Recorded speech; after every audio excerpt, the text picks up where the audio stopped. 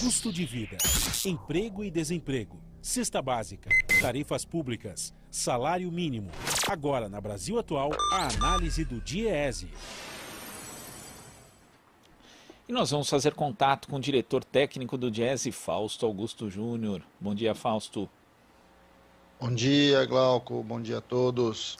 Fausto, as centrais sindicais estão lançando uma campanha com diversos spots, inclusive, para que os parlamentares votem a medida provisória número 1000 de 2020, publicada em 3 de setembro, que diz respeito aí à redução do auxílio emergencial para R$ 300.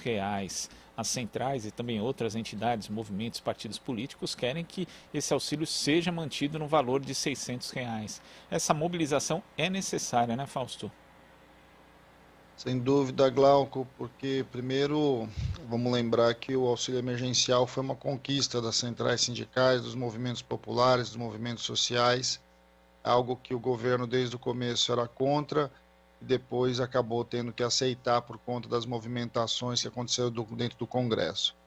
Ao longo desses meses que a gente atravessou aí da pandemia, a implementação do abono emergencial foi essencial. Ele, de certo modo, garantiu minimamente a renda aí para alguma coisa perto de 65 milhões de pessoas. Ele avançou e possibilitou que a economia continuasse girando em especial nos menores municípios, nas periferias. De alguma forma, essa renda, ela garantiu a segurança alimentar desse conjunto enorme de brasileiros, mas também ela manteve funcionando uma parte importante da economia. Certamente, sem o abono emergencial, a queda no PIB teria sido muito maior e a própria arrecadação do governo federal teria sido menor e dos estados e municípios. É bom lembrar que uma parte bastante significativa da arrecadação dos estados, principalmente, deriva do consumo, né? E esse consumo, ele de certo modo foi impulsionado, inclusive, pelo abono emergencial. A manutenção do abono emergencial, então, nos seus patamares de R$ 600 até o final do ano, ele é uma necessidade. Não só porque nós estamos ainda em pandemia, mas também e principalmente porque a crise econômica gerada antes da própria pandemia e principalmente com a pandemia, ela se estende para além da própria questão sanitária. Ela invade as diferentes áreas da economia e coloca bastantes desafios para nós. O governo tem avançado na tese de que não há recursos para manter os R$ 600. É algo que não é fato, uma vez que o próprio orçamento de guerra permite que o governo avance do ponto de vista dos gastos sociais até o final do ano. Acho que é essencial a gente abrir esse debate. É importante que o Congresso Nacional coloque a medida provisória para votar. O governo aposta na ideia de que, como não colocando a medida provisória, ela tem validade aí até o final do ano, então ela própria caducaria e aí já perderia o valor e o próprio programa seria esvaziado, ele seria terminado aí no final do ano. Então é importante a pressão, o movimento que as centrais sindicais vêm fazendo, os movimentos sociais vêm fazendo para a manutenção dos R$ 600 e para fazer a discussão propriamente dita da medida provisória dentro do Congresso Nacional é essencial. Nós estamos num momento eleitoral, nós estamos num momento que os deputados estão nas suas bases eleitorais e é importante, então, que ferramentas como a pressão, ferramentas como a chegada do movimento sindical, dos movimentos sociais, no meio das próprias campanhas que estão acontecendo e pressionar os deputados para que coloque a MP para votar, faça o debate com a sociedade e simplesmente não só saia reduzindo e muito provavelmente no final do ano acabando com o abono emergencial. É bom dizer, Glauco, que sem um abono emergencial, muito provavelmente a gente teria uma ampliação muito grande da pobreza extrema e da fome que já está avançando pelo Brasil. O Banco Mundial prevê aí já um aumento de 150 milhões de pessoas no mapa da fome ao longo por conta da própria pandemia. Só que no Brasil, mais de 10 milhões é o número que o IBGE garante, que indica que nós temos hoje na extrema pobreza, ou seja, vivendo o risco da segurança alimentar.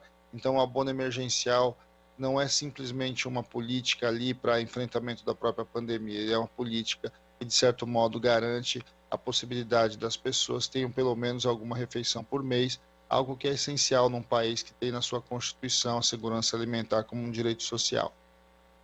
E como você mencionou, Fausto, além da questão da sobrevivência econômica das famílias, isso também pode comprometer o próprio fomento, né? A volta do crescimento econômico ou de um patamar um pouco menos ruim do que está hoje a situação do Brasil. Ontem mesmo, em uma audiência pública no Senado, o presidente do Sebrae, por exemplo, falava que dos micro e pequenos empresários, apenas metade dos micro e pequenos empresários foram atrás por conta das dificuldades burocráticas, das medidas do governo que eram para facilitar justamente o acesso ao crédito. E dessa metade que conseguiu ir, né, que foi atrás disso, só 22% conseguiram. Quer dizer, quando a gente vê essa possibilidade de redução do auxílio emergencial, provavelmente boa parte dos micro e pequenos empresários também, já que esses negócios são sustentados basicamente, né, pelo consumo, eles também devem acabar indo à falência, ou seja, tem um efeito em cadeia aí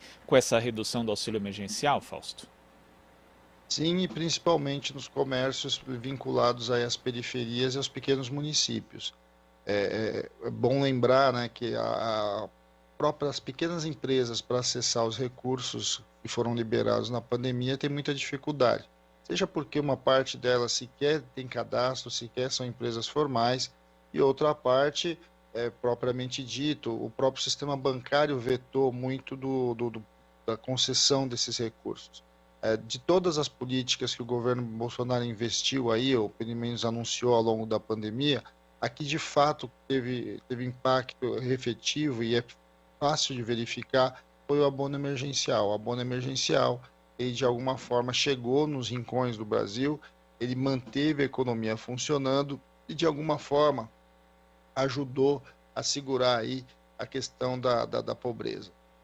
Agora, Glauco, essa é uma discussão que precisa ser feita no Congresso Nacional. O Congresso Nacional foi quem de fato propôs o abono emergencial, foi de fato quem colocou o abono emergencial para avançar, né? Os diferentes partidos ali chegaram num acordo, inclusive do valor, e agora é importante que a gente, no Congresso Nacional, avance com essa discussão. Por isso que colocar a medida provisória para votar, colocar a discussão de volta aí com a sociedade é fundamental. É fundamental que a sociedade saiba quem de fato apoia agora o abono emergencial, quem é contra o abono emergencial, quem não vê sentido em um gasto social como esse, quem acredita então que você pode voltar ao mapa da fome, que você pode, de certo modo, ali colocar mais de 10 milhões de pessoas aí de volta da extrema pobreza. Acho que são questões que estão colocadas, são questões fundamentais e que a gente precisa fazer esse debate.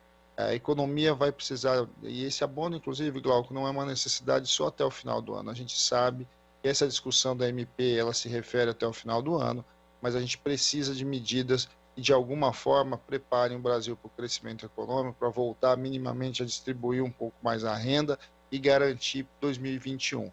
2021 não será um ano fácil, é um ano de retomada de investimento, um ano de retomada aí da economia, a partir de uma economia muito baixa, né? A partir de dados de queda do PIB, a maior queda do PIB da nossa história, num período tão curto. Não será muito fácil, as famílias precisam de renda, há muita dificuldade, inclusive para você retomar diversas áreas do mercado de trabalho, a taxa de desemprego continua crescendo e, de alguma forma, a gente precisa de medidas como a continuidade do abono emergencial, a ampliação das parcelas do seguro-desemprego, uma outra parte propriamente dita. São medidas bastante importantes que a gente tem aí à disposição e que o governo, em especial o Congresso Nacional, precisa se posicionar. Tá certo, Fausto. Muito obrigado pela sua participação aqui no Jornal Brasil Atual e até a próxima. Até a próxima, Glauco. Bom dia a todos novamente. Bom dia. Conversamos aqui com o diretor técnico do Diese, Fausto Augusto Júnior.